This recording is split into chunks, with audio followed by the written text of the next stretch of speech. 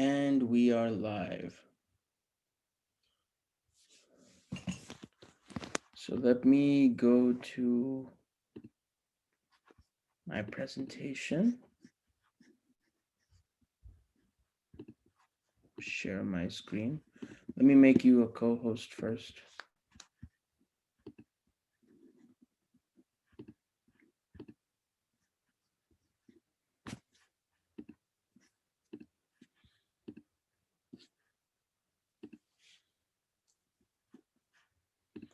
Are you able to see this? Yes, Prabhu. I hope so. Okay. We'll be singing Nitai Guna Mani by Srila Lochan Das Thakur. The book name is Sri Chaitanya Mangal. The language is Bengali.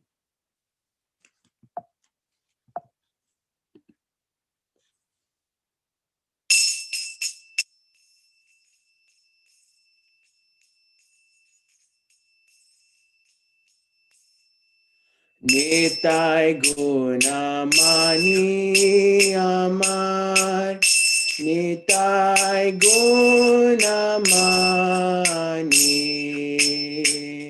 Nitai Guna Mani Amar Nitai Guna Mani Aniya Preme Banya Basailo Avani Aniya Preme Banya Basailo Avani Nitai Guna Mani Amar Nitai Guna Mani Aniya Premer Banya Basailo Avani Nitai Guna Mani Amar Nitai Guna Mani Aniya Premer Banya Basailo Avani Premer Banya Loya Nitai Aila Gauda Desh Dubilo Bhakata Gana Dinahina Bashe Premer Banya Loya Nitai Aila Gauda Desh Dubilo Bhakata Gana Dinahina Bashe Premer Banya Loya Nitai Aila Gauda Deshe Dubilo Bhakata Gana Dinahina Bashe Nitai Guna Mani Amar Nitai Guna Mani Aniya Premer Banya Bashilo Avani Dinahina Patita Pamar Nahi Bache Brahmar Durlabha Prema Sabha Kare Jache Dinahina Patita Pamar Nahi Bache Brahmar Durlabha Prema Sabha Kare Jache Nitai Guna Mani Amar Nitai Guna Mani Aniya Premer Banya Basailo Avani Nitai Gunamani Amar Nitai Gunamani Aniya Premer Banya Basailo Avani Abhada Karuna Sindhu Nitai Khatiya Mohan Ghare Ghare Bole Prema Ami Arban Abhadha Karuna Sindhu Nitai Khatiya Mohan Ghare Ghare Bole Prema Ami Arban Nitai Gunamani Aman Nitai Gunamani Aniya Premer Banya Basa Ilovani Lochan Bole Moranitai Jebana Bhajilo Janiya Shuniya Se Atmagati Hoilo Lochan Bole Moranitai E Jebana Bhajilo Janiya Shuniya Se Atmagati Hoilo Nitai Gunamani Amar Nitai Gunamani Aniya Premer Banya Bosailo Abani Nitai Gunamani Amar Nitai Gunamani Aniya Premer Banya Vaishailo Abani Hare Krishna Krishna Krishna Hare Hare Hare Rama Hare Rama Rama Rama Hare Hare Hare Krishna Krishna Krishna Hare Hare Hare Rama Rama Rama Hare Hare Shri Nityananda Prabhu ki jai, Srila Lochandas Thakur ki jai. So we can take turns reading the translations. I can read number one. My Lord Nityananda, the jewel of all virtues, my Lord Nityananda, the jewel of all virtues, has brought the flood of ecstatic love of God that has drowned the entire world. Number two, Alec Prove, you're speaking, you're muted, I Oh, think. yeah. Bringing your overwhelming deluge of prema when he returned to Bengal from Jagannath Puri on Lord Chaitanya's order, Nitai has inundated the assembly of devotees. The fallen non-devotees did not drown, however, but remained floating on that ecstatic ocean. Anybody else there? I only see three participants. I see Neil, and Neil's at work. So I can read number three. Um, Lord Nityananda freely offered this exalted prema which is difficult for Lord Brahma to attain, even to the fallen and wretched souls who did not desire it. 4. The ocean of mercy had formerly been sealed tight, but Nitai cut a channel in its boundary to allow the great flooding waves of nectarian prema to splash from house to house.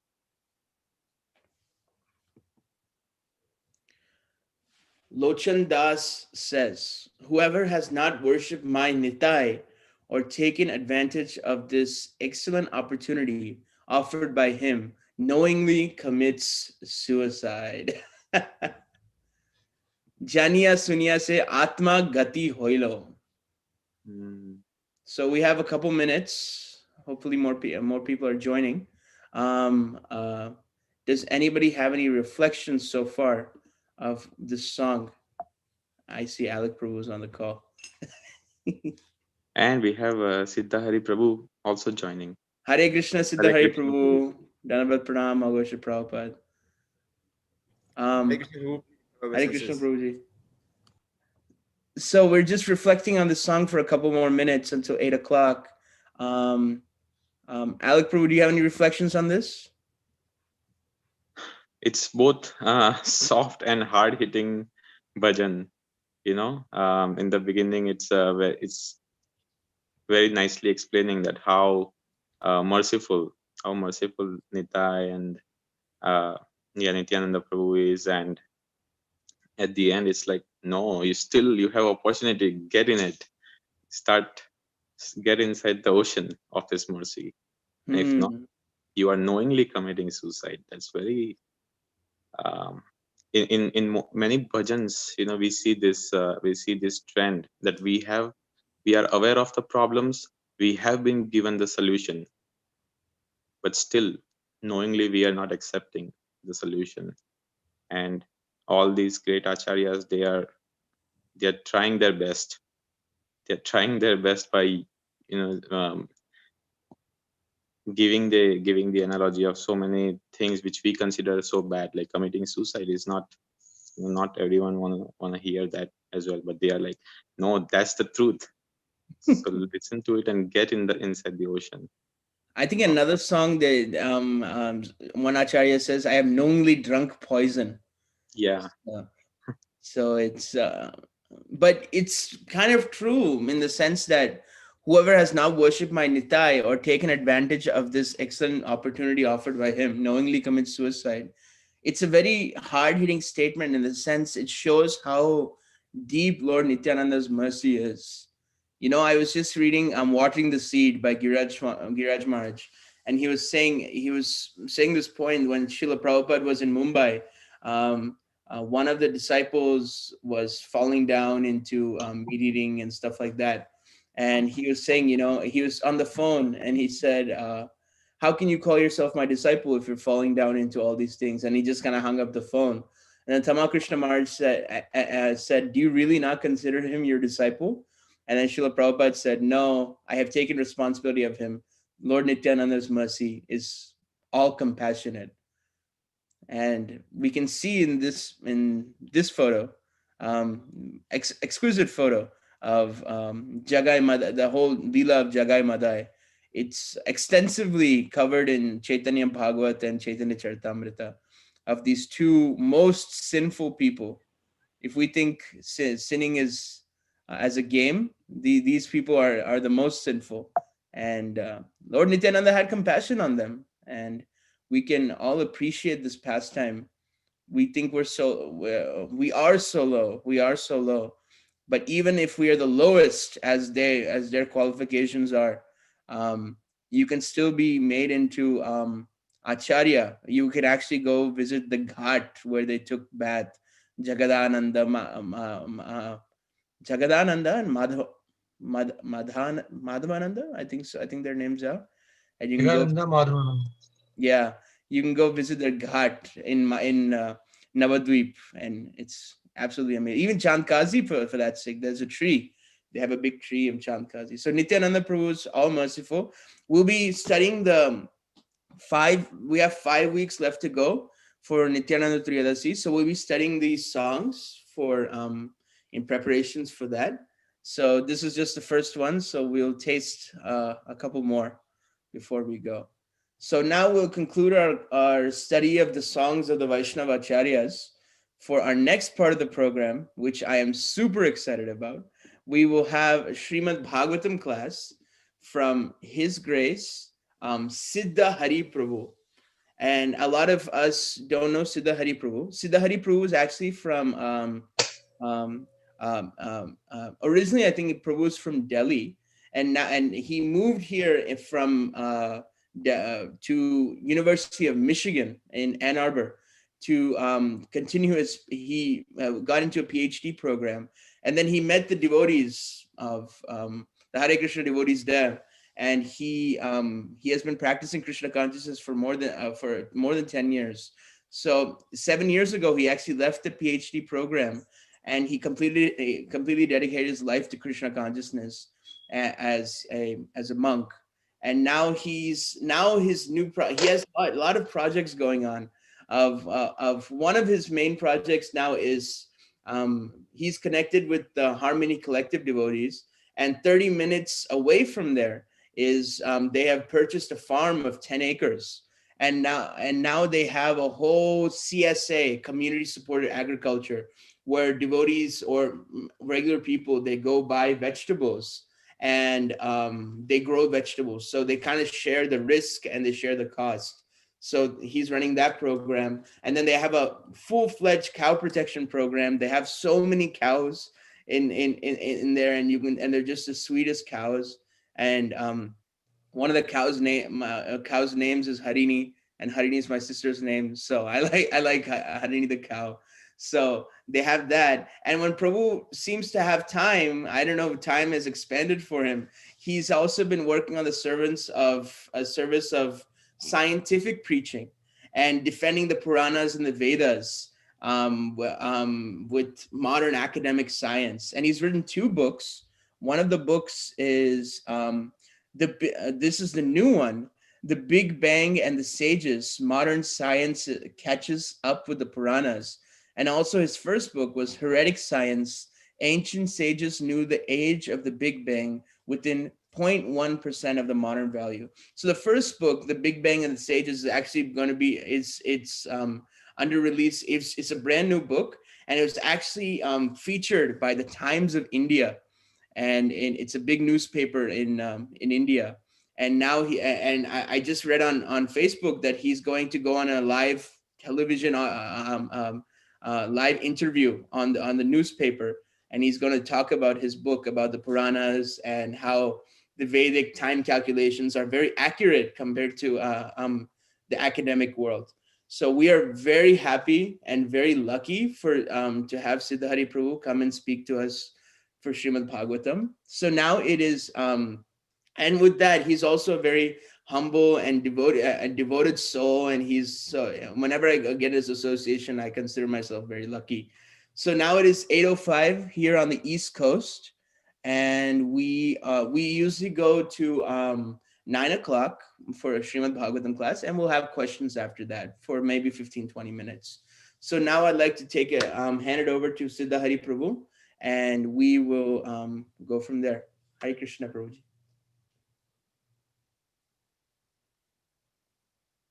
Hare Krishna, dear devotees. Please accept my obeisances. Jai Srila Prabhupada. I hope I'm audible. I'm currently traveling, so my internet is not so good that I can have a video call. So I'll be able to only lead this discussion through an audio call. Thank you, Prabhu, Hari Prabhu, for the wonderful introduction. I don't think I deserve all that glorification. However, whatever I'm able to accomplish, it is by the mercy of Sri Guru, Sri Guranga, and Sri Prabhupada. So I feel whatever appreciation you said, that all goes to Sri Prabhupada and his wonderful disciples. If not for them, I would be, slogging away many hours working at an IT company, and be one of their another rats, producing programs and programs. So thank you for the opportunity to lead this discussion on Bhagavatam. First, I would like to say a few prayers. Om Namo Bhagavate Vasudevaya. Om Namo Bhagavate Vasudevaya. Om Namo Bhagavate Vasudevaya.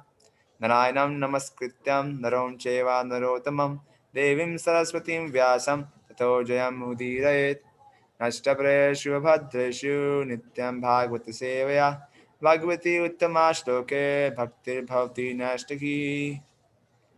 Before reciting the Srimad Bhagavatam, I offer respectful obeisances and Supreme Personality of Godhead, and to Narayan Rishi, and to Mother Saraswati, and to Vyasadev the author, and to translator Srila Prabhupada. By regular recitation of Srimad Bhagavatam and by service unto the great devotees of Lord, all that is troublesome in the heart is completely destroyed to nil, and loving transcendental service unto Supreme Personality of Godhead is established as an irrevocable fact. So, devotees, today we are reading from first canto, chapter 4, text number 15 to 25. However, I would like to request and take from text number 14 onwards, because I feel that becomes part of a nice passage.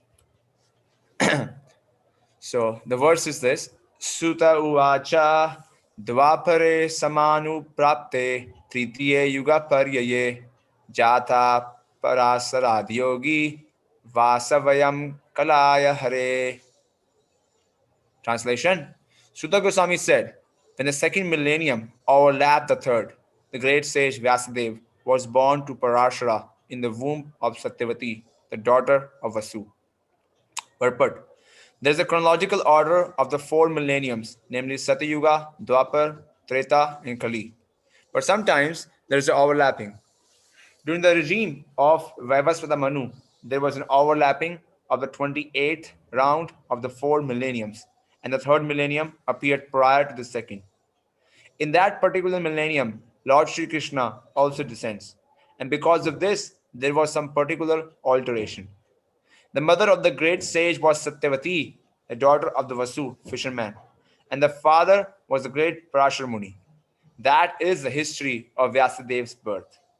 Every millennium is divided into three periods, and each period is called a Sandhya. Vyasadeva appeared in the third Sandhya of that particular age. Next text. So my plan is that I will read the translations and purport for next 10 texts, and then I will come and discuss 3 points which I would like to, summarize from this discussion, from this reading. So text number 15. Once upon a time, Vyasadeva, Vyasadeva, as the sun rose, took his morning ablution in the waters of the Saraswati and sat alone to concentrate.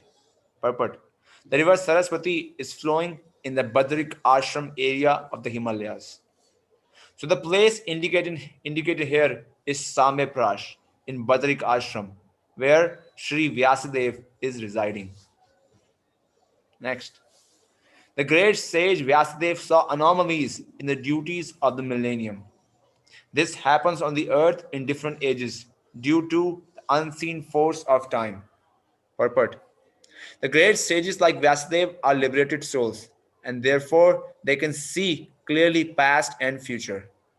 Thus, he could see the future anomalies in the Kali age, and accordingly, he made arrangement for the people in general so that they can execute a progressive life in this age, which is full of darkness. The people in general in this age of Kali are too much interested in matter, which is temporary. Because of ignorance, they are unable to evaluate the assets of life and be enlightened in spiritual knowledge. The great sage, who was fully equipped in knowledge, could see through his transcendental vision the deterioration of everything material due to the influence of the age. He could also see that the faithless people in general would be reduced in duration of life and would be impatient due to lack of experience and ignorance of the rules and orders of life. The unmanifested forces of time are so powerful.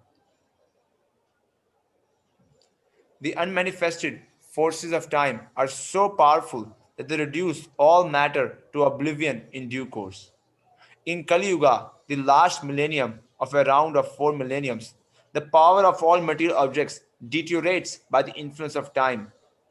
In this age, the duration of the material body of people in general is much reduced, and so is the memory. The action of matter has also not so much incentive. The land does not produce food grains in the same proportions as it did in other ages. The cow does not give as much milk as it used to give formerly. The production of vegetables and fruits is less than before. As such, all living beings, both men and animals, do not have sumptuous, nourishes food. Due to want of so many necessities of life, naturally the duration of life is reduced. The memory is short, intelligence is meager, mutual dealings are full of hypocrisy, and so on. The great sage Vyasadeva could see this by his transcendental vision. As an astrologer can see the future fate of a man, or an astronomer can foretell the solar and lunar eclipses, those liberated souls who can see through the scriptures can foretell the future of all mankind. They can see this due to the sharp vision of spiritual attainment. And all such transcendentalists who are naturally devoted to the Lord are always eager to render welfare service to the people in general. They are the real friends of the people in general, not the so called public leaders who are unable to see what is going to happen 5 minutes ahead. In this age, the people in general, as well as their so called leaders, are all unlucky fellows, faithless in spiritual knowledge, and influenced by the age of Kali. They're always disturbed by various diseases. For example, in the present age, there are so many TB patients and TB hospitals. I wonder what Prabhupada would say when he hears about COVID. But formerly, this was not so because the time was not so unfavorable. The unfortunate men of this age are always reluctant to give reception to the transcendentalists, who are representatives of Srila Vyasadeva and selfless workers, always busy in planning something which may help everyone in all statuses and orders of life. The greatest philanthropists are those transcendentalists who represent the mission of Vyasa, Narada, Madhava, Chaitanya, Rupa, Saraswati, etc. They are all one and the same. The personalities may be different, but the aim of the mission is one and the same, namely to deliver the fallen souls back home, back to Godhead. He saw that the sacrifices mentioned in the Vedas were means by which the people's occupation could be purified. And to simplify the process, he divided the one Veda into four in order to expand them among men. Purport. Formerly, there was only the Veda of the name Yajur, and the four divisions of sacrifices were there specifically mentioned. But to make them more easily performable, the Veda was divided into four divisions of sacrifice, just to purify the occupational service of the four orders. Above the four Vedas, namely Rig, Yajur, Sama, and Atharva, there are the Puranas, the Mahabharata, Samhitas, etc., which are known as the Fifth Veda. Sri Vyasadeva and his many disciples were all historical personalities, and they were very kind and sympathetic toward the fallen souls of this age of Kali. As such, the Puranas and Mahabharata were made from related historical facts which explain the teachings of the four Vedas. There is no point in doubting the authority of the Puranas and Mahabharatas as parts and parcels of the Vedas. In Chandogya Upanishad, the Puranas and Mahabharata, generally known as the histories, are mentioned as the fifth Veda. According to Sri Jiva Goswami, that is the way of ascertaining the respective values of the revealed scriptures. Next, the four divisions of the original sources of knowledge, the Vedas, were made separately. But the historical facts and the authentic stories mentioned in the Puranas are called the fifth Veda. After the Vedas were divided into four divisions, Paila Rishi became the professor of the Rig Veda, Jaimini the professor of the Sama Veda, and Vaishampayana alone became glorified by the Yajur Veda. Purport. The different Vedas were entrusted to different learned scholars for development in various ways. The Sumanta Muni Angira, who was very devotedly engaged, was entrusted with the Atharva Veda. and my father, Romaharshna, was entrusted with the Puranas and historical records. Purport. In the Shruti mantras also, it is stated that Angira Muni, who strictly followed the rigid principles of the Atharva Veda, was the leader of the followers of the Atharva Veda. All these learned scholars, in their turn, rendered their entrusted Vedas unto their many disciples, grand disciples, and great grand disciples, and thus the respective branches of the followers of the Vedas came into being. Purport. The original source of knowledge is the Vedas. There are no branches of knowledge, either mundane or transcendental, which do not belong to the transcendental, which do not belong to the original text of the Vedas. They have simply been developed into different branches. They were originally rendered by great, respectable, and learned professors. In other words, the Vedic knowledge, broken into different branches by different disciplic successions, has been distributed all over the world. No one, therefore, can claim independent knowledge beyond the Vedas. Thus, the great sage Vyasadeva, who is very kind to the ignorant masses, edited the Vedas so they might be assimilated by less intellectual men. Purport. The Veda is one, and the reason for its divisions in many parts are explained herewith. The seed of all knowledge, or the Veda, is not a subject matter which can easily be understood by any ordinary man. There is a stricture that no one should try to learn the Vedas who is not a qualified Brahmana. This stricture has been wrongly interpreted in so many ways. A class of men who claim Brahmanical qualification simply by their birthright in the family of a Brahmana claim that the study of the Vedas is a monopoly of the Brahmana caste only. Another section of the people take this as an injustice to members of other castes who do not happen to take birth in a Brahmana family. But both of them are misguided. The Vedas are subjects which had to be explained even to Brahmaji by the Supreme Lord. Therefore, the subject matter is understood by persons with exceptional qualities of goodness. Persons who are in the mode of passion and ignorance are unable to understand the subject matter of the Vedas. The ultimate goal of Vedic knowledge is Sri Krishna, the Supreme Personality of Godhead. This personality is very rarely understood by those who are in the modes of passion and ignorance. In Satya Yuga, everyone was situated in the mode of goodness. Gradually, the mode of goodness declined during the Treta and Dwapar Yugas, and the general mass of people became corrupt. In the present age, the mode of goodness is almost nil. And so, for the general mass of people, the kind hearted, powerful sage Srila Vyasadeva divided the Vedas in various ways so that they may be practically followed by less intelligent persons in the modes of passion and ignorance. It is explained in the next sloka as follows. Out of compassion, the great sage thought it wise that this would enable man to achieve the ultimate goal of life. Thus, he compiled the great historical narration called the Mahabharata for women, laborers, and friends of the twice born. Purport. The friends of the twice born families are those who are born in the families of Brahmanas, Kshatriyas, and Vaishyas, or the spiritually cultured families, but who themselves are not equal to their forefathers. Such descendants are not recognized as such for want of purificatory achievements. The purificatory achievements begin even before the birth of a child, and the seed giving reformatory process is called Garbhadhan Samskar. One who has not undergone such Garbhadhan Samskar or spiritual family planning is not accepted as being of an actual twice born family. The Garbhadhan Samskar is followed by other purificatory processes, out of which the sacred thread ceremony is one. This is performed at the time of spiritual initiation. After this particular samskara, one is rightly called twice born. One birth is calculated during the seed giving samskar, and the second birth is calculated at the time of spiritual initiation. One who has been able to undergo such important samskaras can be called a bona fide twice born. If the father and mother do not undertake the process of spiritual family planning and simply beget children out of passion only, their children are called Duja Bandhus. These Duja Bandhus are certainly not as intelligent as the children of the regular twice born families. The Dvija Bandhus are classified with the Shudras and the women class, who are by nature less intelligent. The Shudras and the woman class do not have to undergo any samskaras, save and accept ceremony of marriage.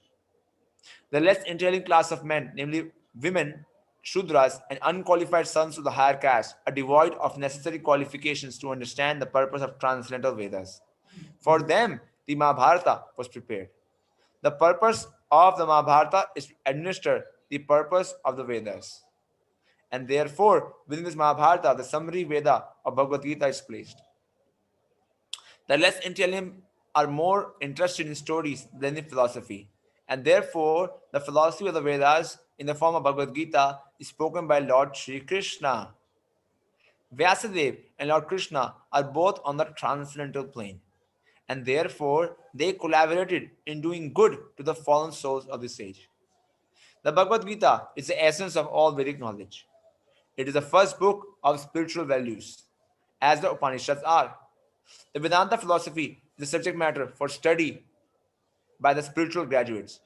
Only the postgraduate spiritual student can enter into the spiritual or devotional service of the Lord. It's a great science. And the great professor is the Lord Himself in the form of Lord Sri Chaitanya Mahaprabhu. And persons who are empowered by Him can initiate others in that transcendental loving service of the Lord.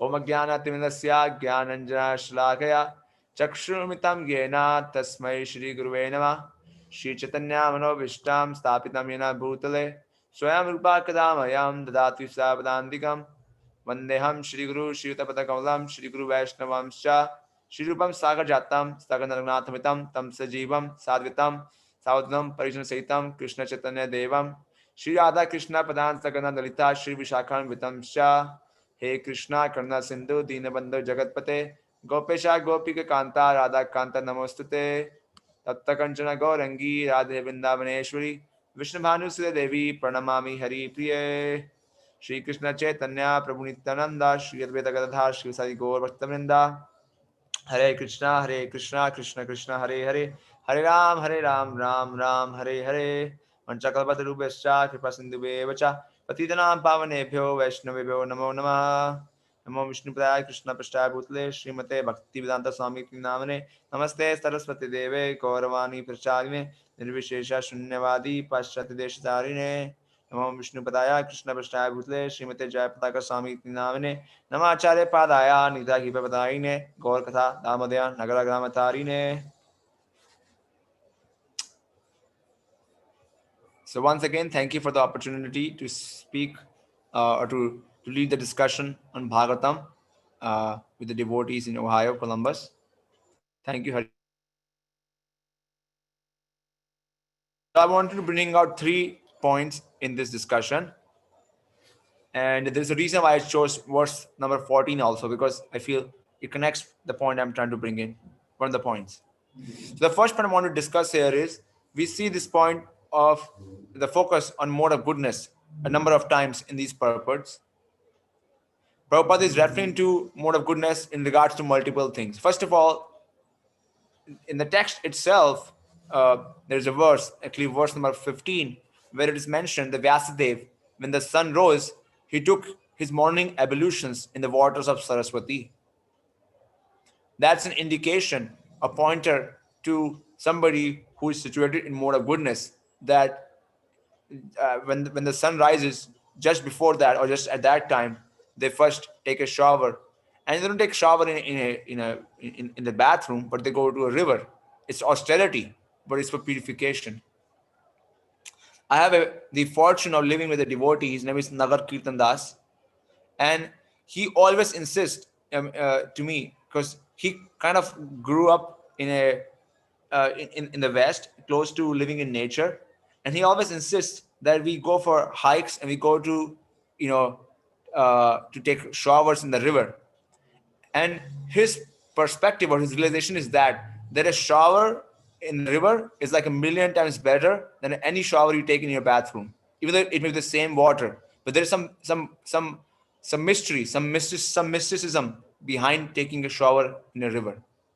It sort of like washes away your samskaras, your the things which are holding back your mind and your subtle body, and refreshes your internal body so that you can have a fresh look at your situation. So we hear that here. Vyasadeva, every verse in Bhagavatam, first of all, there's a reason behind it. There's a deep purport behind it. We can't take it for granted. So here there's a reason why the author, Srila Vyasadeva, chose to keep this verse here. He could have just skipped over it, but he chose to keep it there. That the first thing he did was he took his morning ablutions in the waters of river Saraswati. And after that, he sat down to concentrate.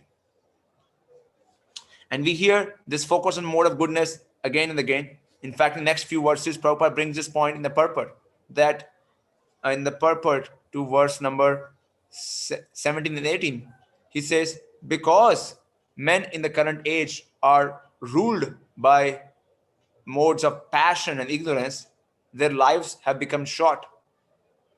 And because of those modes of passion and ignorance, they don't eat sumptuously. They don't eat nourishing food.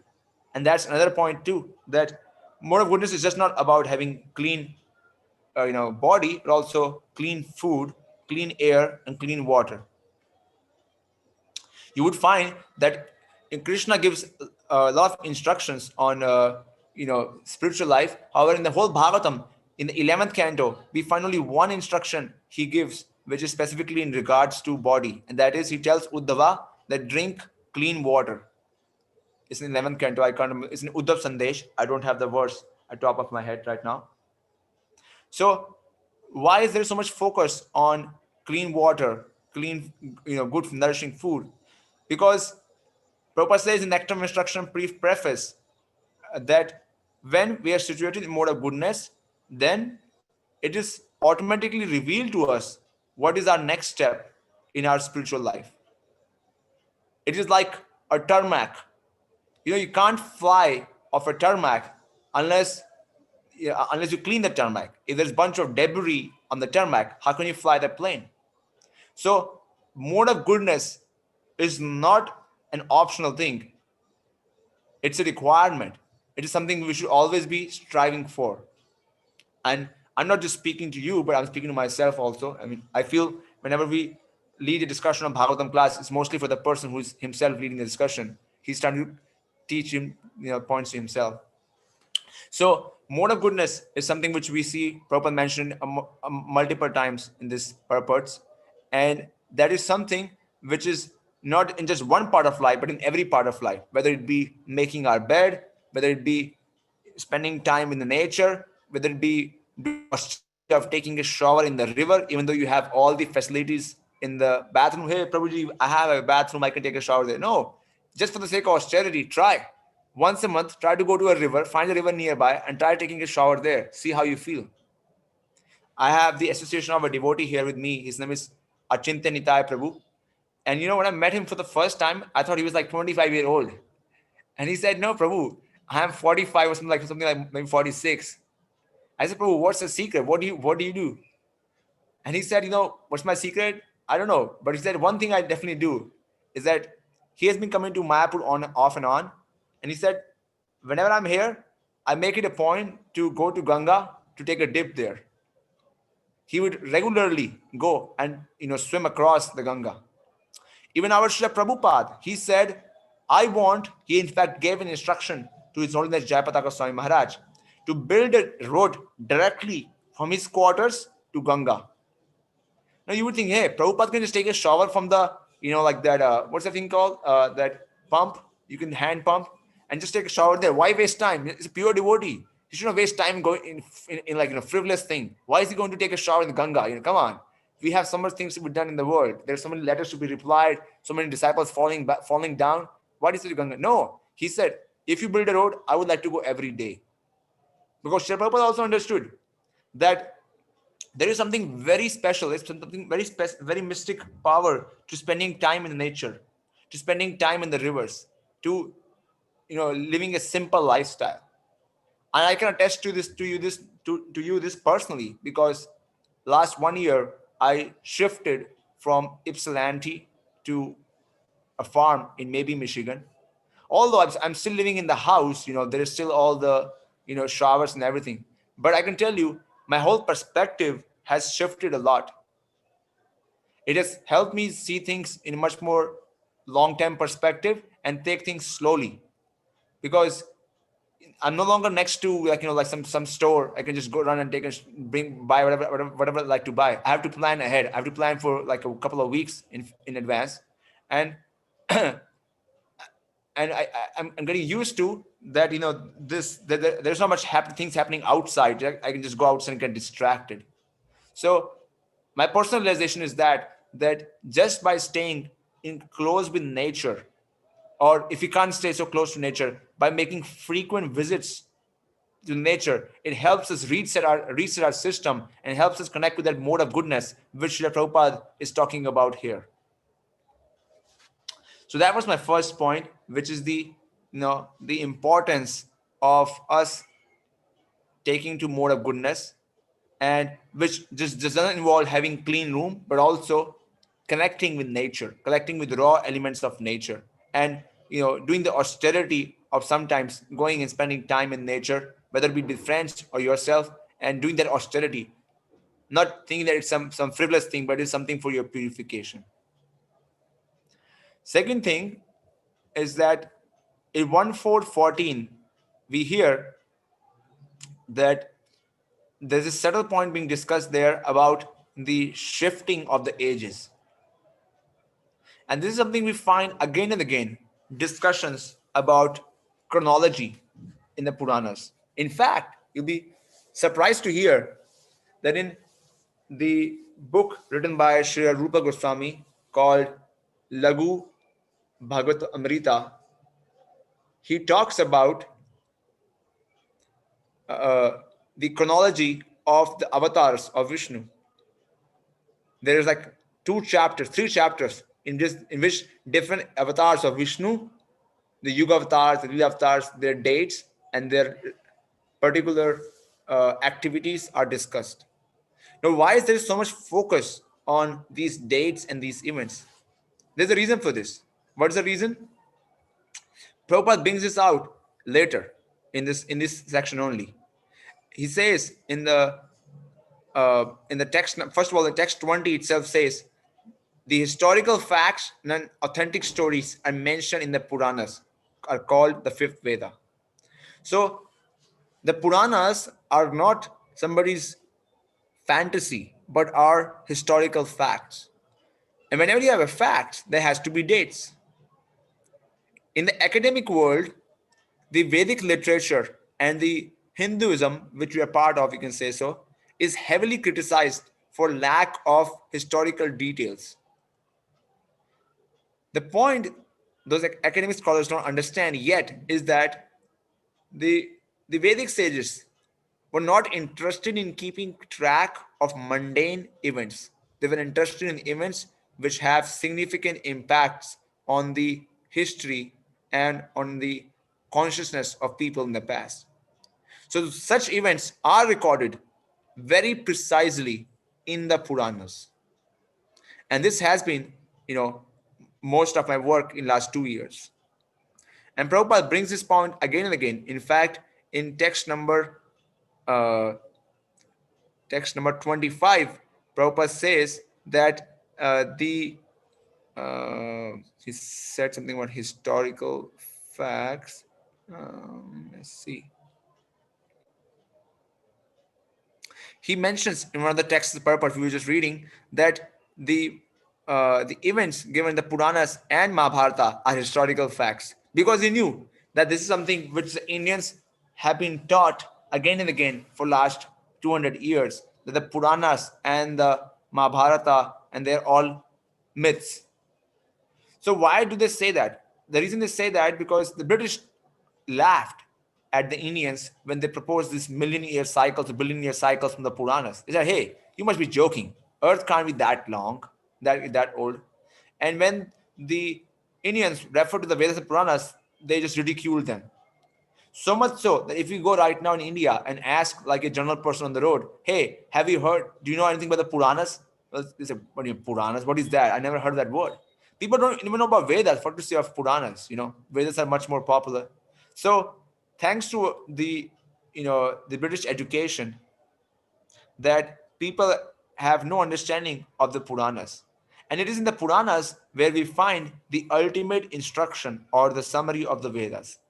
This is what Prabhupada is stressing here, that for the people of the current age who are heavily ruled by modes of passion and ignorance, it is a must that they study the Puranas and Mahabharata, because there the medicine is hidden in the form of stories and historical accounts. We think we are just reading the pastimes of Vritrasura or Nrsimhadev and having fun, but we don't understand that subtly those events are purifying our consciousness.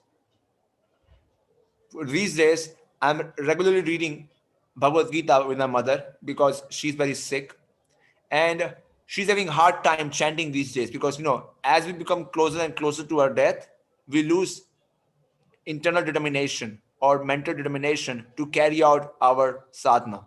And she's very new into Krishna consciousness. So she's having difficulty in practicing every day or chanting every day, reading every day. But I make it a point to read like a chapter of Bhagavad Gita and the few purports of Prabhupada to her. And I can assure you from my experience that before I start reading and after I finish reading, there is a huge difference in her consciousness. And this is just Bhagavad Gita. Even though I may not like it in the beginning, or she may not like it, but I know from Bhagavad Gita, we hear this famous verse from Bhagavad Gita. What is that?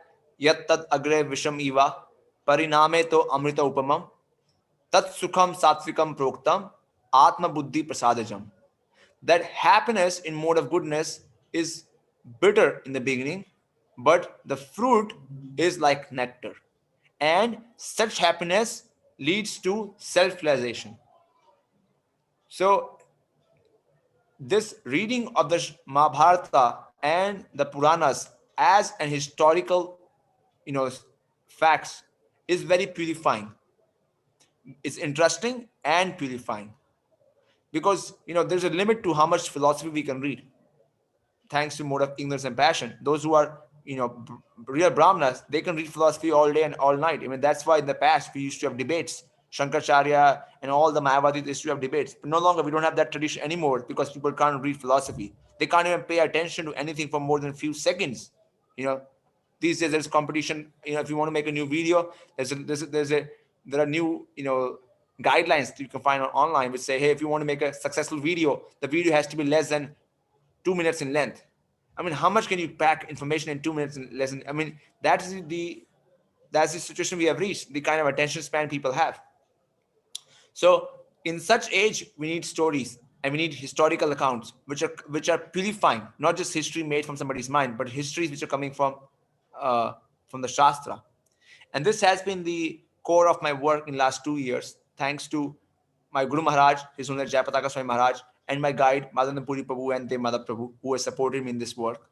And what I have found is that these chronologies which are given in the Puranas, they very precisely meet with the dates given in the modern science.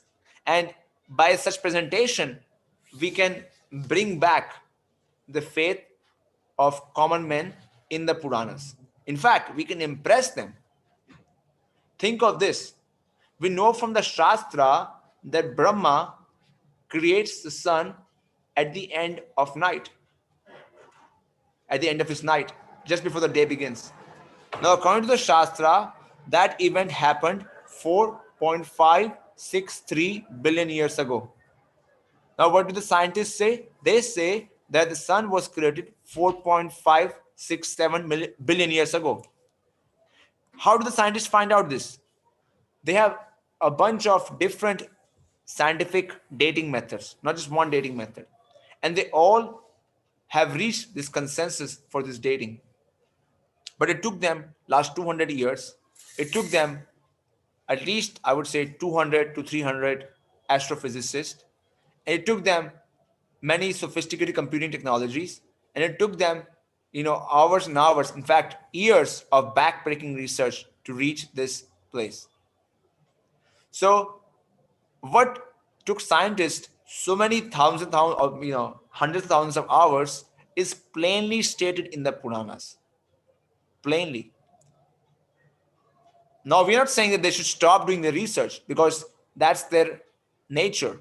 This is something which Krishna also says, that we shouldn't stop people from doing what the nature is, but we should show them that the Puranas are thoroughly scientific. So much so that they're better than or they're comparable to any of the modern science books, modern astrophysics books, modern cosmology books, modern embryology books. In fact, for practically every branch of science, you can find something or else, some other thing of significance in the Puranas.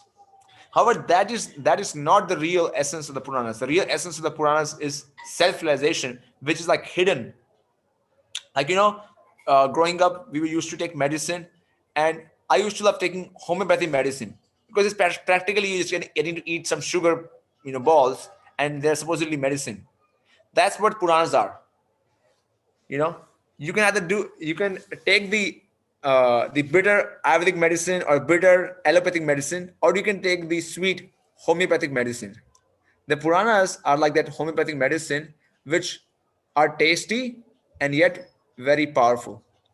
So Prabhupada and our acharyas want to establish the historicity of the Puranic events, and that is why we hear these chronological details given in the Puranas again and again and again.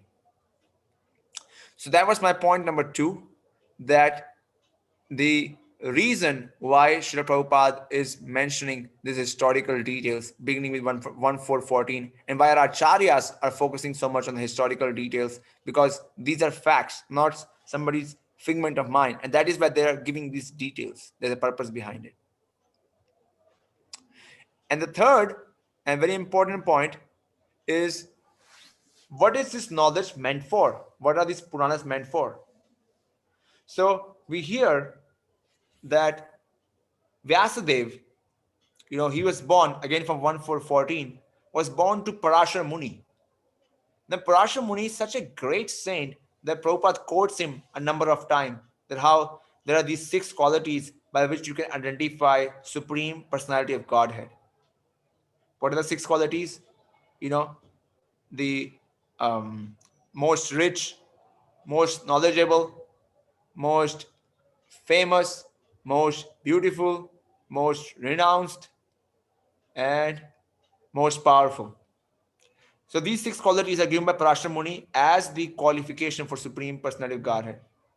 Now, although he's such a great saint, supposedly, or looks like that he fell for a fisherwoman, and who was born from such a combination? The great saint Vyasadeva, who wrote all the Vedas. So there is this understanding, sometimes we have this wrong misconception that somebody may be unqualified for this Vedic knowledge. Actually, the Vedic knowledge is available to each and every person.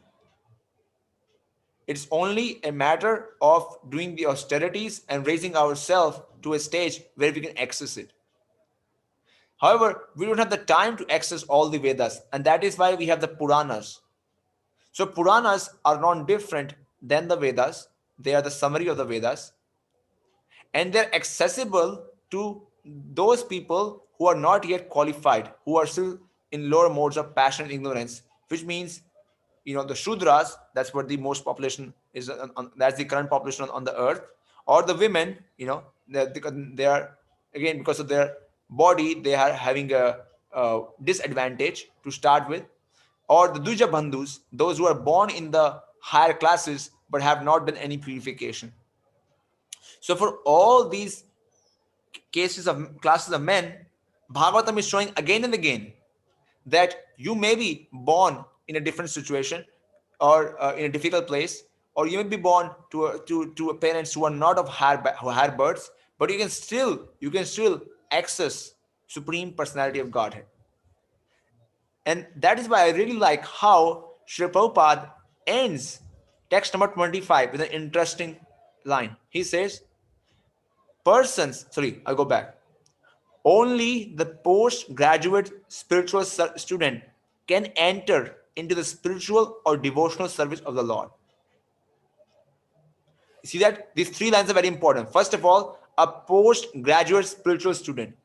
So Prabhupada was stressing this point again and again with his students, that he wanted his students, his disciples, to study these shastras thoroughly, to get the degrees of Bhakti Shastri, Bhakti Vedanta, Bhakti Vaibhava, Bhakti Sarvabhauma, for a reason. Why? Because he's saying that study is needed to go deeper. One doesn't have to be academically, like to the pass a test, but one has to thoroughly study them. And then one can enter into spiritual devotional service of the Lord. It's a great science. It is not an emotional sentiment. It's a great science. Science means thorough and regular study, not just one-off event. And who is the professor? Sri Chaitanya Mahaprabhu. And what is the result? That the persons who are empowered by him can initiate others in the transcendental loving service of the Lord.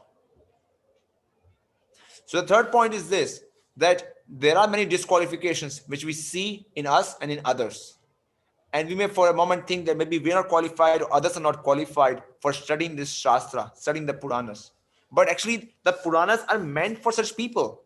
It begins with Vyasadeva who himself, who was born to a fisher woman. If he's not, born to a Brahmana family and he can write the Vedas, we do have some hope, sorry to say. We may be born in Kali Yuga, but still, if he's setting an example, we do also have hope. The only thing we have to do is we have to stick our heads into this Shastra, into the Puranas, and become a postgraduate spiritual student. And Srila Prabhupada wanted it. So much so that he said that currently we have only few, only myself as an acharya. In the future, I would like hundreds of acharyas. And those hundreds of acharyas can make thousands of acharyas. And those thousands of acharyas can make millions of acharyas. So Prabhupada wanted million acharyas on our earth. How many spiritual masters do we have currently? Few hundred. So we have a big task ahead of us. In fact, what it means is that practically everybody currently in Krishna conscious movement has to become an acharya. But how do you become an acharya? You become an acharya by studying the philosophy given in the Bhagavad Gita. How do you become acharya? By studying the philosophy given in the Bhagavad Gita, by studying the Puranas, by meditating on them, by reflecting on them, and slowly, gradually, we become so much immersed in them that our life becomes an example. That's what acharya. What is what acharya means? Acharya means one who leads by example. So we are so much absorbed in the Bhagavatam and in the Bhagavad Gita that our lives become an example. We lead exemplary lives that people naturally feel inspired to follow in our footsteps. So it is 50 minutes into it. I would summarize the 3 points which are discussed, and then we can launch into discussion. First, I discussed that the importance of mode of goodness in one's spiritual life. And mode of goodness, this doesn't mean cleanliness in the house, but also means cleanliness of the mind and the subtle body. And I recommend, as we hear in the Shastra, of making some kind of connection with the nature, with the rivers, with the forest. Point number 2, I discussed why there is so much focus on the chronological details given in the Bhagavatam, in the Puranas. Why our acharyas is stressing this so much? Because these activities are historical facts and they purify our consciousness. And third, I discussed how we may be disqualified and how Vyasadeva himself is showing by his own example that he's also coming from a very difficult family situation, and yet he's able to write the Vedas, and how we also can become capable by studying the Shastras, by studying the Bhagavad Gita and Bhagavatam, and by and in future becoming an acharya, which Srila Prabhupada wanted all of us to become. So I will stop here, and I would request devotees to share their thoughts, reflections, and please forgive me for making any mistakes. I hope you will see my imperfections as something coming from my bad consciousness. Anything good which you find is a product of my Guru Maharaj and Prabhupada's mercy. Hare Krishna Prabhu, thank you so much for that enlivening lecture. I was taking points, and there were so many notes to going on that I have. It was so interesting today's discussion more than anything. We learned a lot. So if anybody has questions, they may use the raise hand feature on Zoom, and you can ask your questions about the things. So Alec Prabhu has raised his hand. So you can unmute yourself, Prabhu. Or okay, I'll ask to unmute. Thank you, Hari Prabhu. Hare Krishna, Siddha Hari Prabhu. Thank you so much for the wonderful and scientific, the class that you have given today. So Prabhu, my question is that, so you mentioned that we need to spend more time in, reading the Puranas, and we have such wonderful scriptures. So only that's when all our doubts will be cleared.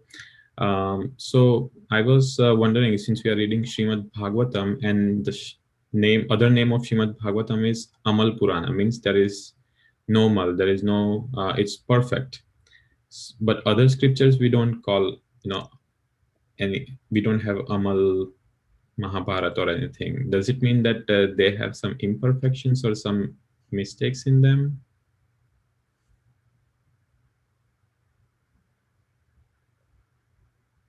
Hi, Krishna Prabhu. I think you're on mute. If you're answering. Oh, maybe because he's muted. Has to unmute.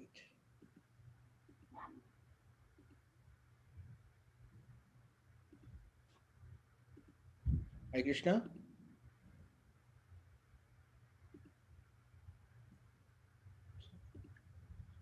Siddhari Prabhu. He just dropped from the No, call. he's there. Siddharth Chabra. Sorry, I heard your question, Alec Prabhu. Yes. Yes, Prabhu. I'm sorry it dropped out because, as I said, I'm traveling and my internet is dropping in and dropping out. So I No appreciate it on this. And your question is very interesting. That I recommended studying the Shastras, studying the Puranas, studying the Vedas. However, we know from the Bhagavatam itself that Vyasadeva was not satisfied even after writing all the Puranas except the Bhagavad Purana. So he wrote Bhagavatam Purana at the end because this Purana is the summum bonum of all literature. So if we take the cream of the milk and then like cook it for like 6 hours, then you get a burfi. Now once somebody has tasted burfi, he's not interested in milk. So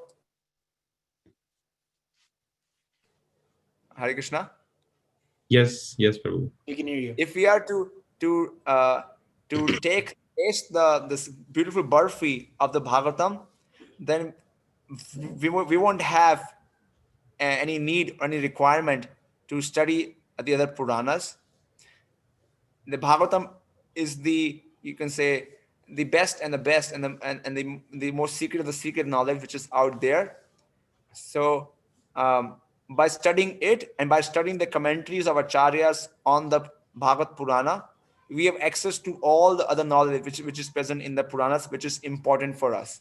Like our acharyas don't discuss what is said in the Vedas about how you can cut a goat and how you can eat its meat from that specific day, because that's not needed for us. We're not interested in that part of the Vedas. So if somebody were to come to ask us, hey, do you know how we can sacrifice a goat for this purpose? We don't know. That's not our job. But if people want help in spiritual life, and if we want to become an acharya in that sense, then we should be well versed in the Bhagavatam, in the Bhagavad Gita, in the Chaitanya Charitamrita, and in the commentaries of our acharyas. And that is something you can do if you take a course on, say, Bhakti Vedanta or Bhakti Vaibhava or Bhakti Sarvabhauma. That's part of those courses, that you study the commentaries of the acharyas. Does this answer your question? Maybe I missed something.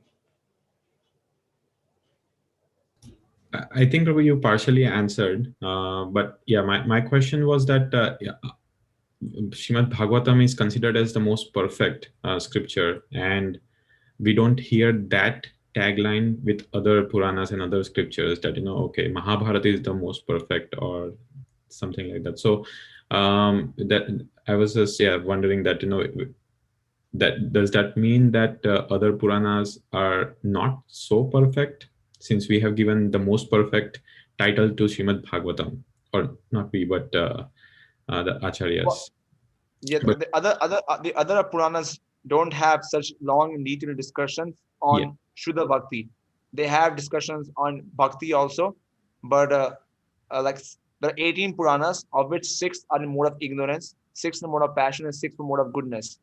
So those in the mode of ignorance sometimes may not even spend so much time discussing Krishna avatars at all. They will focus more on Shiva's pastimes or Durga Ma's pastime or Shakti's pastimes, which are also purifying for people who are of that mode.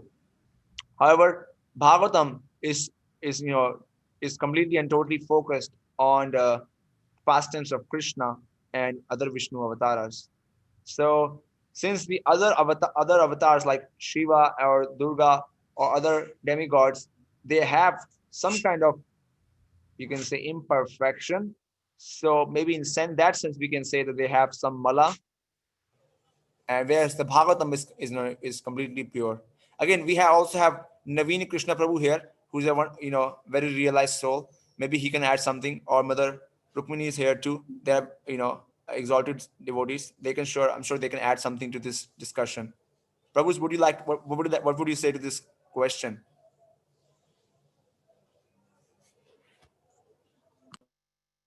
Yeah. Thank you, Siddha Hari Prabhu. So I was just listening. I didn't want to say, but since you put me on a spot, I just want to say a couple of words. Yes. So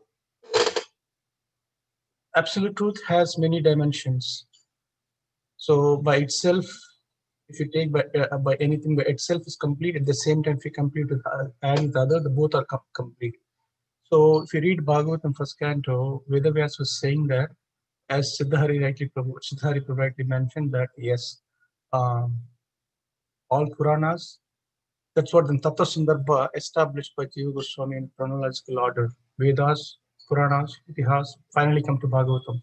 It doesn't mean that when you say Purana, out of all Puranas, Amala Purana is Bhagavatam, he's not saying there is a mal or imperfections in the previous, because they all come emanations of Krishna, Vishnu, three personality of Godhead, the breath. All Puranas, Vedas come from them. Krishna is all complete, all Purnam. Anything comes from cannot have a mala by definition. Otherwise, there is imperfection in the Krishna himself. That's very dangerous proposition. So the one of the dimensions what we understand is that the emphasis of those Puranas is different. The emphasis on Bhagavatam is different. Like when we have a Microsoft version, Apple 1, 2, 3, 4, now it's at 12. So 12 is, you can say in a material perspective, where a comparison. In absolute realm, there is no comparison. How do you know this is short or long? Unless you bring something else. Compared to this is short or long. So now the comparison mentality itself is a material. In absolute truth, there is no comparison. So the comparison of Radha and Krishna, the love, we cannot compare, but just to colloquially to express, we use that. So when we use that notion to compare, that's where the Vedavyasa is giving. Yes, this is Amala Purana. He himself says 1.1.3, Kaitava Dharma. What is that? Cheating religion. But what is his intention was saying that? So cheating religion in the sense, so cheating, what is the cheating? Is taking away from reality. What is the reality? Reality is Krishna's God, we are soul. Our purpose is establishing the relationship bhakti. So now in Bhagavatam, that's what the emphasis. Even to 18 Puranas, mode of goodness, mode of passion, mode of ignorance, they're not in mode of goodness, they're not in mode of ignorance, they're not in mode of ignorance. They are for the people who are in mode of goodness.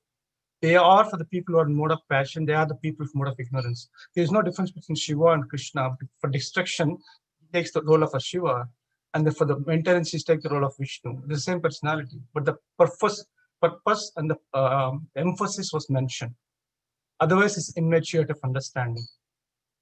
This, I mean, of course, Mataji can also add something. This is my understanding.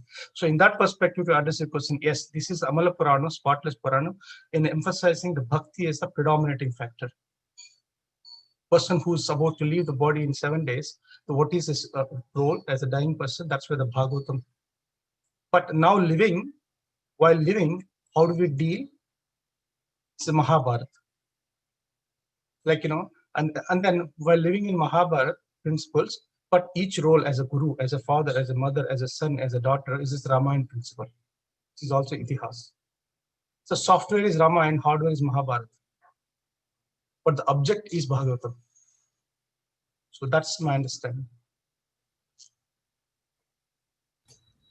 Thank you so much, Prabhu. Hare Krishna, thank you. Thank you for the wonderful class. And I think that most of what is to be said has been said already, but one thing is, I would just elaborate that in the purport, so remember in Bhagavad Gita chapter 15, verse 1, that Shri Krishna is describing the banyan tree. So let me just read the translation. The Supreme Personality of Godhead said, "It is said that there is an imperishable banyan tree that has its roots upward and its branches down, and whose leaves are the Vedic hymns. One who knows this tree is the knower of the Vedas." And then in the purport, Srila Prabhupada says, close to the end, when it is said that a person knows the Vedas, it is assumed that he knows how to cut off attachment to this material world. If one knows that process, he actually knows the Vedas. One who is attracted by the ritualistic formulas of the Vedas is attracted by the beautiful green leaves of the tree. He does not exactly know the purpose of the Vedas. The purpose of the Vedas, as disclosed by the personality of Godhead himself, is to cut down this reflected tree and attain the real tree of the spiritual world. So the thing that makes the other Puranas, it's not that they're themselves perfect, but they're aimed at a different purpose. The Vedas and Puranas, they have different aims. That's what both Siddha Hare Prabhu and Naveen Krishna Prabhu also said. So they're perfect, but they're aimed at someone whose own purpose is imperfect. And by pursuing that purpose through the guidance of the Vedas, that purifies that person. So they can purify the person whose purpose is, so the Vedic hymns will tell you how to give me wealth, give me progeny, give me a good wife, destroy my enemies. So they will tell you, if that's your purpose, they'll tell you how to do it in the most dharmic way. However, that purpose itself of the audience, that is what is imperfect. It is the reader or the hearer who is imperfect. So so it's not that necessarily that I am perfect because I'm listening to Bhagavatam, but my ideal is a perfect ideal because I've heard from the sadhus that this is the ideal and I've accepted this ideal. So that's the difference in the Bhagavatam. And also, as Naveen Krishna Prabhu mentioned, the Tattva Sandarbha of Srila Jiva Goswami explains in detail. That's the main subject of the Tattva Sandarbha, is what is so special about Srimad Bhagavatam. So one point that he makes there, or it's in the commentary, so I don't remember now if it was by Jiva Goswami or in the commentary by Gopi Purana Dhana Prabhu. I believe it was by Jiva Goswami. The other Puranas, it is difficult now for us at this point to know exactly what is in them and what isn't in them because they have been interpolated. So various people have, through the ages, they have seen that if something is said to come from a Purana, then everyone will listen to it. So instead of saying that I said this, they put it inside of a Purana. And it was easy to do in the days of palm leaf manuscripts. You can just, insert a few more palm leaves and then you have more verses. However, the Bhagavad Purana it has a commentary by Srila Sridhar Swami that certifies, he has commented on practically each verse of the Srimad Bhagavatam, and so he has certified the authenticity of each verse. So that helps us to know that all the verses that we have in the Bhagavatam are authentic verses. So that's another way that, so it's not exactly an imperfection in those other Puranas themselves, but in our reception of those other Puranas that we don't necessarily know. Now, for the Vedas, there is a system by which the Vedas are preserved by those lineages who've been described in these verses that we were just reading. So they have these different branches of the Brahmin families. They each have responsibility for preserving a different part of the Vedas, and they're supposed to recite it backward and forwards, and it's almost like an error correcting code that there's so many permutations that that if one permutation, if there was an error in one, then it would be missed with another one. So that the Vedas are preserved. However, those are Shrutis, the Smritis, the Puranas generally aren't preserved in that same way. So this is another aspect of the possible. So again, the impurity is either in us, our being the audience, that we may have Mishra, we have material desires, or the impurity may be in our reception of the other Puranas. So, and of course, what the previous speaker said was the main point, really. Hare Krishna, thank you for that elaborate discussion. Rupa Mataji has a question for Siddha Hari Prabhu. Rupa Mataji, you can unmute yourself. Hare Krishna Prabhu, thank you for the session. Sorry for my voice. I had a question, Prabhu. I heard that taking bath in the river is also very good from my grandparents and all. So we had a ritual of doing it at least in a year of Kartik Mas, every single day going and taking a bath in the early hours before the sunrise. So we used to practice that in India, but after coming to here, the water being so cold, I used to do it at least every Sunday in that month. And then I used to pull my kids also along with me to take, and then it was so shivering the water. So my kids were asking me, why can't we take the bath at the comforts of our home by dipping in the swimming pool rather. The explanation I gave them is that because in this month the Purana says that the moon has filled with Vishnu Tattva, and then the rays of the moon are spread in the waters of the river, and that is why when we do that, and we can get the immunity for the next coming months. That's what is I heard, and then that's what example I gave to my kids. But then they're asking me like, why can't we do it at the comfort of our swimming pool?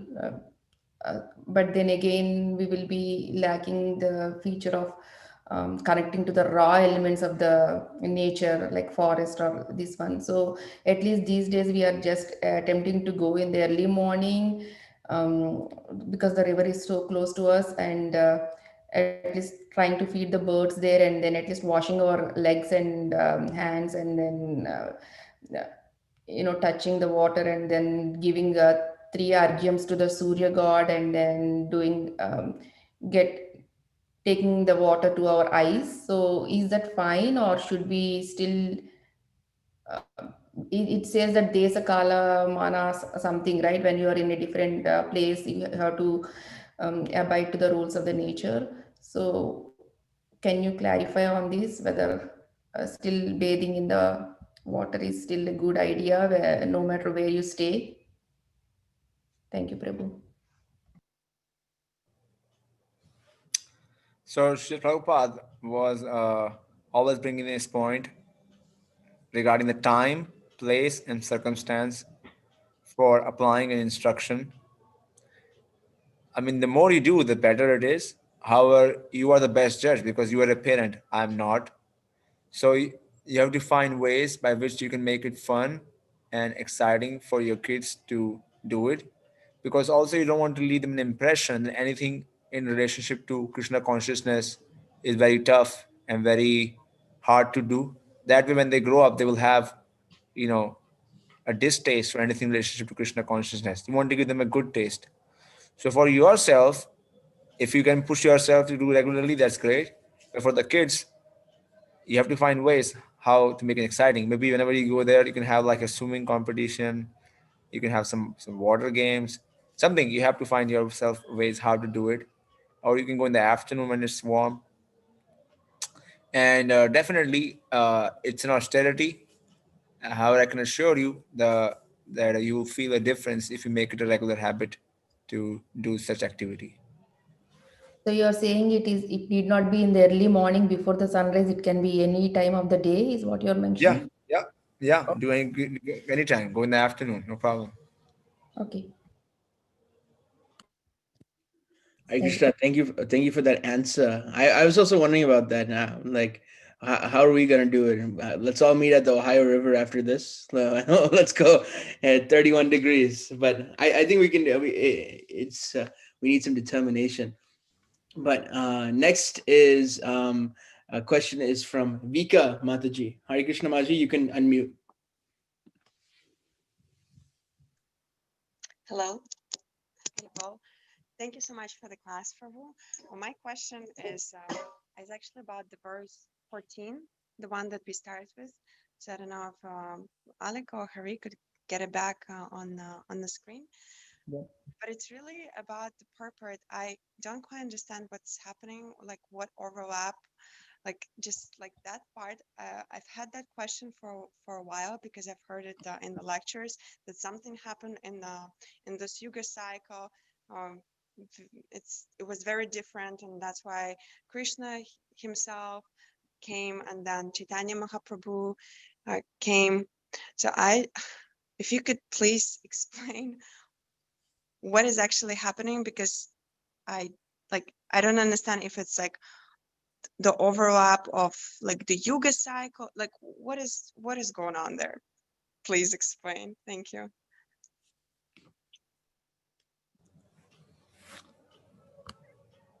Okay, so in that verse and the purport, Prabhupada is talking about how usually the cycle in Chatur Yuga is a Satya Yuga, then a Dwapara, then a Treta, and then Kali Yuga. So Srila Prabhupada is saying there that actually in this Satya Yuga cycle, there was a exception made to the rule. What was the exception? That Treta Yuga came earlier and Dwapar Yuga came afterwards. Instead of the word overlap, I think the better word would be switched, that the Dwapar Yuga was switched with the Treta Yuga. That's what Prabhupada is implying there, and you can see that in the purport. So Krishna came in the Dwapar Yuga, which was just before the Kali Yuga. And he came practically at the end of the Dwapar Yuga. That is why the sages could see indications of the upcoming Kali Yuga amongst the masses. Prabhu, but then the question, because um, each period, each yuga has kind of like diminishing, like it's like a slippery slope, and the people in the humanity and everything is just like getting worse. So technically, like how is it, like the fact that they switched Dvapara and Treta, does it mean like how that impacted? So does it mean that at some point there were like worse people and then better people? I that just like exposed my mind, and I know that I have very limited mind, and that's why it's happening. But how did it manifest, like in terms of like all the qualities that people have, like in the yeah, I cannot understand. I cannot explain myself. Is the question kind of like yeah, so it's said that as as the days go on, then it's lifespan gets shorter and intelligence gets shorter. The qualities, so the people become less like. So why is there a significant difference with the switch of Dwapar Yuga and Treta So Yuga?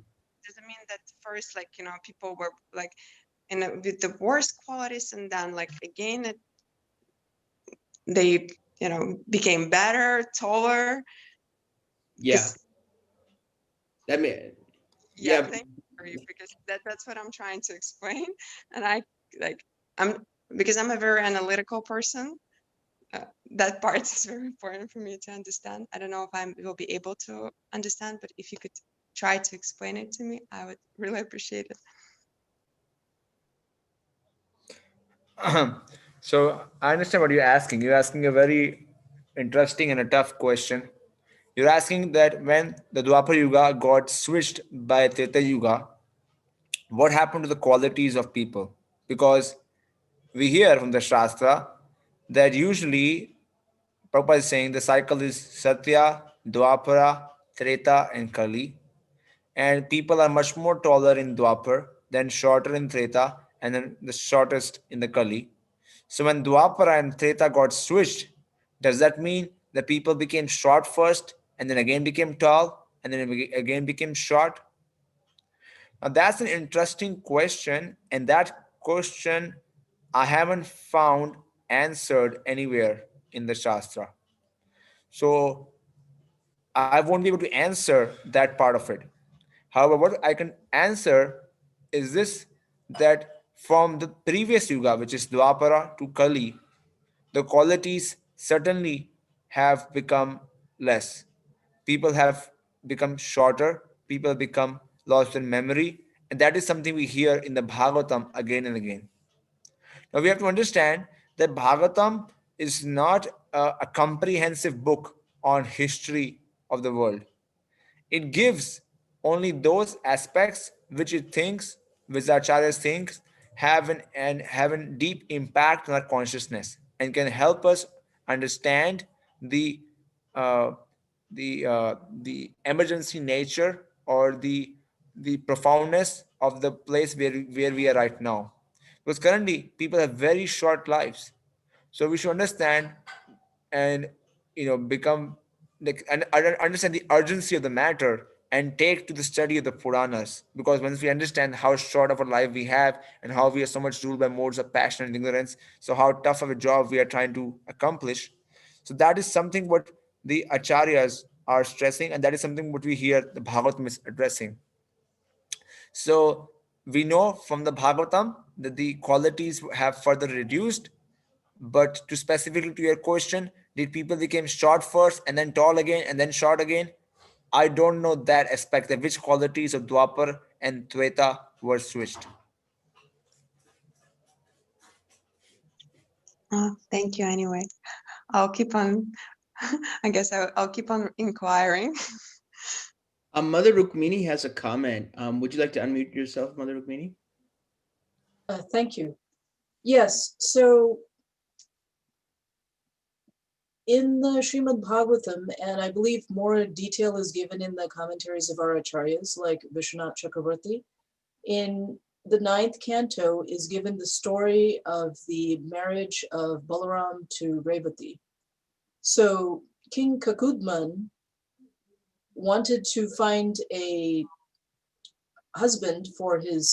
qualified husband for his daughter Revati, the princess. So he decided he couldn't find one anywhere. So he decided he would go and see Lord Brahma and ask him, where can I find a qualified husband? So he went, and when he arrived, Lord Brahma was busy. So he had to wait. And I don't know if you've heard this before, but there is, so as Siddha Hari Prabhu was describing that there is the notion of the ages of the universe is also in our Vedic philosophy. So there's also the notion of relativity, the relativity of time. So when he journeyed to Brahmaloka and was waiting there, then time was passing very quickly on the earth. So by the time that he got to have the audience of Lord Brahma and to ask his question, Lord Brahma told him that all of the people of your age have passed, and further ages, because you've been waiting here so long, and there is no one left here, left on the earth, except Lord Balaram, who is qualified to be the husband of your daughter. So then King Kakudman returned to the earth with Revati, and then brought his daughter Revati to the court of Dwarka, and said that Revati would become the wife of Lord Balaram, and then he himself, it was past his time to leave, so he then immediately departed this life. So, but Revati was much taller than Lord Balaram or anyone in that court. So, because she had come from the previous age, and then Lord Balaram with his plow, he basically gave her a form that was in the same size as the people of that age of Dwapar Yuga. So that suggests that the people of Dwapar Yuga were not necessarily taller than the people of the previous age. But Mataji, what about the qualities? Because technically, Treta Yuga, I'm confused. So each yuga has like the qualities are diminishing. The goodness, the modes of ignorance and passion, they become more prevalent in people in different yuga cycles. So if yuga cycles, yugas are switching, does it mean that the qualities, or it doesn't really mean anything? It just means that the yugas could switch. From everything that I've heard, which is, from everything that I've heard, the qualities did diminish in the order that they usually do, even in this particular Chatur Yuga. However, it's the third yuga of this cycle is glorified because Sri Krishna, Swayam Bhagavan Sri Krishna appeared. He appeared at almost the very end of the yuga. So his appearance then glorified that yuga. However, as far as I understand, the diminishment of the qualities had occurred already before that point. And so, for instance, the processes of, so the yuga dharmas also, they are in proportion, and the life cycle. So as far as I understand, the life cycles were, the duration of life was 100,000 years, 10,000 years, 1,000 years, then now 100 years. That occurred in that order. That the yuga dharmas were, so originally it was dhyana yoga, meditation. Then there was, in the next stage, it was yajna, the sacred ceremonies. In the immediately preceding age, the Dwapar Yuga, it was temple worship. So temple worship is easier than yajna. Yajna, it's very technical and very difficult, and a lot of things have to be going well. With temple worship, there's a little bit more mercy involved, and so forth. So as far as I understand, the gradual diminishment did occur in the same order as usual. It's that Sri Bhagavan, Swayam Bhagavan Shri Krishna, he's the one who came, which doesn't happen in other cycles of 4 yugas. So there's many cycles of 4 yugas. There's 1,000 of them in the day of Brahma. I guess you already knew that. Yeah. So he doesn't come in those other ones. So this particular yuga was glorified by his appearance. So that makes it the Dwapar Yuga.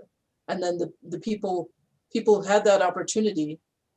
In Treta Yuga, they had, in the Treta Yuga of this particular cycle, they had the opportunity of seeing Lord Ram, but Lord Ram comes in every Chatur Yuga apparently as an avatar of Vishnu. Only in this particular third yuga did Sri Krishna come. Swayam Bhagavan Shri Krishna, and people had the opportunity of seeing the person from Goloka Vrindavan. Goloka Vrindavan itself manifested on this earth. That doesn't happen in, I mean, it's the pastimes are not manifested in other cycles. Okay. So as far as I understand, it's only about that. Maybe Naveen Krishna Prabhu has something to say about that. Can I say something? Yeah. So it's my understanding. If you read books about cosmology, I'm sure Siddha Hari Prabhu read them.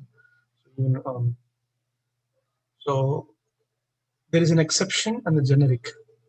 Generic process, the winter comes and spring, summer, fall, same thing. Saturday, Sunday, Monday, Tuesday, Wednesday, again Saturday, day, night. Like, which is the usual generic process. But sometimes an exceptions happen. That's very rare. So as Mataji mentioned, when Krishna comes as his own avatar, Supreme Personality of Godhead, which is a 28th millennium and the third yuga on particular time, there's an exception case. When that particular exception case, his literally incarnation comes Vedavyas. And also his Prema avatar comes, which is Chaitanya Mahaprabhu later. So why does literal incarnation Vedavyasa comes? Because the Kali Yuga people like Manda Sumanda Mataya, Manda Bhagya Vipadha, that's one of the reason to know about father, we have to know about mother. So the mother is Vedas, talks about father is Krishna. Same thing here, Vedavyas comes a particular reason why he's going to give the knowledge. So that means when they appear, the Yuga cycle breaks. It's an exception. It's not like a normal time. So when that particular time, so there are few things happen. That's what is clearly mentioned. It's a technical. It's not actual literal meaning. It's a technical meaning.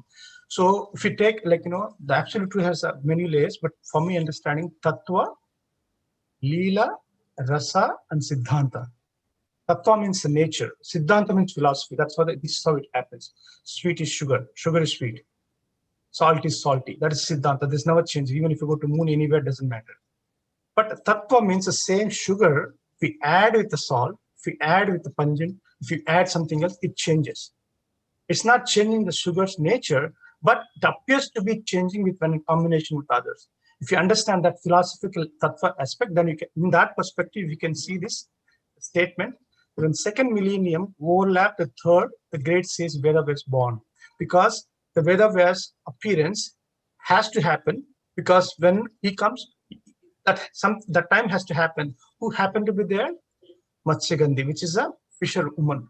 If somebody else would have happened, he would have come through her, because it needs a reason to come out, right? So that's a great personalities, great things happens for a reason, and in an exception case. So even if you look at it in that perspective, it makes sense. Otherwise, if you look from the Siddhanta perspective, it is very difficult to understand with a limited brain. So that's what I wanted to tell you. This is an exception, and there is a generic process. Like, for example, if you're passing, everybody goes to the green, they slow down in yellow, and then they stop in red. But an ambulance comes, what happened? You are allowed to do whatever you want to make your way. But be particular short time, and then you are expected to come back to normal track. Same thing, if you analyze that example, that this is also same thing. So 28th millennium, the four Yuga cycles, in the Vaivasvata Manu, the Dwapara Yuga, Treta Yuga, briefly shifted, things happen and come back. Even if you read in Chaitanya Charitamrita, it is also said, current right now in Kali Yuga, there is a Satya Yuga going on. Golden age after the day of Chaitanya Mahaprabhu born. That golden age lasts for 10,000 years. That's a colloquial way of saying that the consciousness of the people, the opportunity for the people who can go back to spiritual world, that exception process is given for those who wanted to take interest. If you take literally, how come the Satya Yuga coming in Kali Yuga? It doesn't make any sense. But from tattva perspective, yeah, that's correct. Because the state of consciousness, the opportunity to go back to spiritual world, this opportunity of 10,000 years is opened of Nityananda Mahaprabhu's mercy through the Prabhupada and so many acharyas is availing an opportunity. So that's my understanding. Thank you.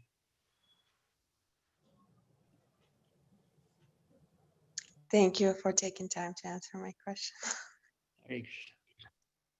So I've asked Siddhari Prabhu about his time schedule, and he said that he can take more questions. And Ramesh Prabhu has a question. Ramesh Prabhu, would you like to say the question, or would I think he actually typed his question to me. So I can ask his question. So Siddhari, this is a question for Siddhari Prabhu. Srimad Bhagavatam refers to future events such as coming of Buddha and Lord Kalki. Is this because the circular nature of time and the rishis knew of this? Siddhari Prabhu, would you like to answer that? Okay. Yes. The the avatars of Krishna are all enumerated, like their dates are all stated in the Puranas. So our acharyas are taking knowledge which is coming from Krishna, and Krishna reveals to them some parts of the future which they're able to write.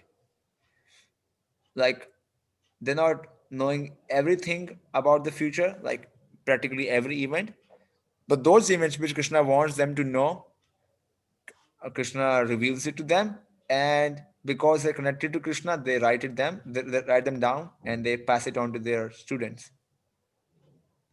So they were aware of Buddha and Kalki, and they wrote about them. In fact, in my upcoming book where I discuss Mahabharata, probably like a year or 2 year down the lane, I will discuss also Lord Buddha and the prediction of Lord Buddha and how that lines up also very well with the Puranic chronology. So that's a plug-in for my next book. Thank you, Prabhu. Darpan Prabhu has a question. Prabhu, you can unmute yourself. Yeah. Thank you, Siddha Hari Prabhu, for giving that amazing lecture. My question is related to the austerities which you were discussing. I think a few questions back, like 3 questions back, we were discussing about the austerities. So I have heard that most of the austerities we do is to increase our taste in chanting and increase our uh, taste in hearing Krishna Katha. Austerity is like if we are having the Ekadashi fasting, we can have austerity of not drinking water as well, or not eating anything, or we can eat fruits and then chant more rounds of Hare Krishna mantra. So I was thinking, like, I was trying to ask you, should we push ourselves in doing those austerities more and like chant 16 rounds, that's it? Or should we like pay more attention to, if we can increase our rounds and less attention to doing those austerities more? Thank you. Uh, Whatever austerities we do, we should do in guidance with our teachers and our mentors, because ultimately we're trying to render service to our Guru and Prabhupada. So if we're going to do some extreme austerity, say, going to say fast for like a week or something very extreme, I would recommend in in guidance or working along with your teacher or your mentor.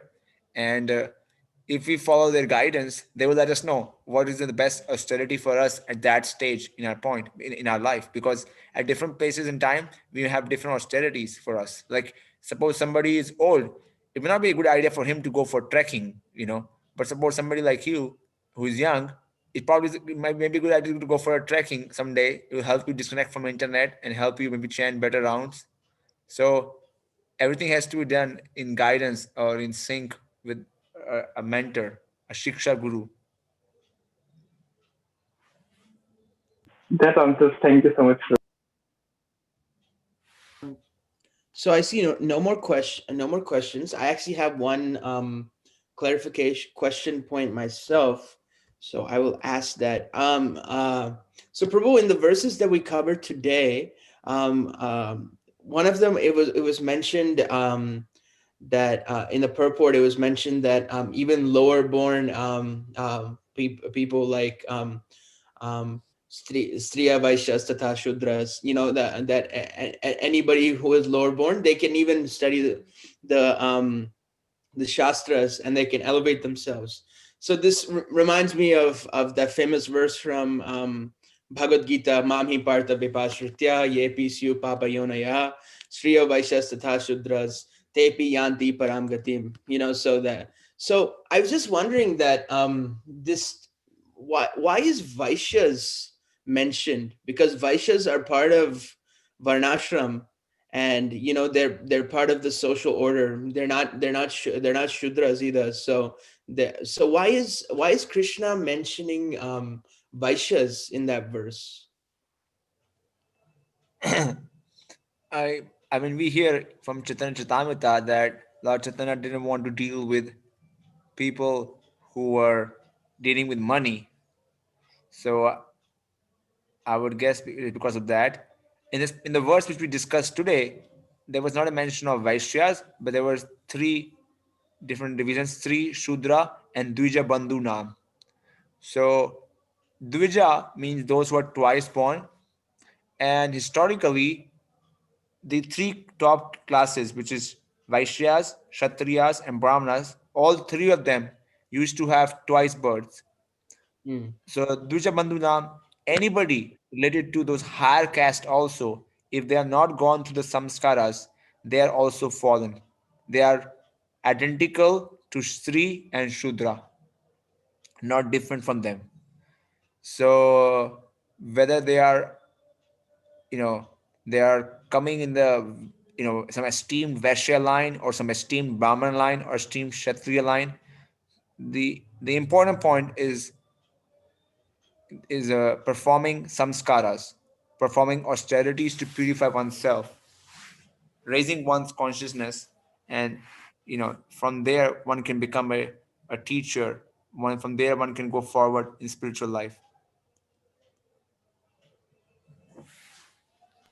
That makes sense, Prabhu. Yeah, the Dvija Bandh. If so, just to repeat my understanding. So you're saying that even if they're from the three higher castes, Brahman, Kshatriya, Vaishya, if they do not go for the purificatory ceremonies, they're equivalent to the lower caste. Yes. That's right. Yeah, that's right. Jai. So, any other I don't see any other questions. So we will. I would just like to thank Siddha Hari Prabhu.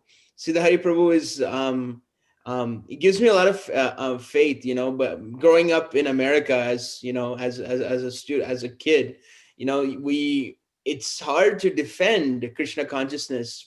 In the scientific term, oh, these half lion, half man people are running around killing demons, and then pots of oil. So we hear stories, and a lot of children, we don't know how to defend them. And it's very hard scientifically. We think the Christians and the Muslims have got it all in order, but last week Siddha Hari Prabhu did a debate, and I was seeing how much faith he had in Krishna consciousness and how much faith he had in the Shastra.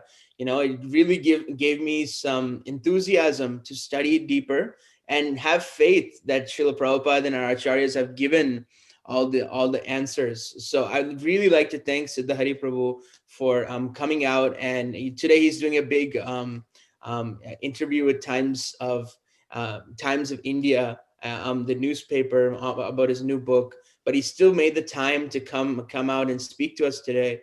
So really want to thank you, Prabhu. And if you have not checked out his book, you can check out his book. They're available on Amazon. And you can go check out the main website, popularvedicscience.com. A lot of interesting articles about the sun, and then how and different types of organisms, and how this all relates to Puranas, and how all the Puranas are explaining them. So I really want to appreciate this. And if you are feeling separation from Siddha Hari Prabhu, don't worry. I think he's scheduled to speak a Sunday feast class soon. So we are very excited for him. So we will all just say a big, we'll just say, you can all unmute yourself and say three big Hari Bols for Siddha Hari Prabhu. And also, if possible, give us a message. Naveen Krishna Prabhu has a message. Jai. So, Naveen Krishna Prabhu, were you saying something? No. There's also somebody saying that if Siddha Hari Prabhu can show a video, we can also take darshan now. Oh, come on. There's no darshan here. Yeah. Not only darshan, just to see Prabhu. The face is always like, Okay, no problem. I'm going to be shy. I'm not sure if it will work. Let's see. We understand that. It can't work. It's not working. Sorry. Okay, no problem. Next time we do the Sunday feast, we can get him. Now he's preaching all over the three worlds. Thank you very much for a wonderful discussion today. This is some amount of Bhagavatam, discussing very scrutinizingly. Very nice. It gives me wonderful breakfast time. Thank you, Naveen Prabhu, and thank you, Mother Rukmini, and thank you, wonderful devotees, for participating enthusiastically. And thank you, Hari Prabhu, for so much glorification. I don't have to eat anything sweet for next 1 week. I had enough sugar for the next couple of weeks today. Hare Krishna Prabhu. I'm only saying what I feel, but we'll end with Vaishnava pranams, and we will. Vanchana Patiruvasa Kripa Sindhuvecha Patina Pavanebhyo Vaishnava. Srila Prabhupada ki jai. Srila Bhagavatam ki jai. Thank you so much.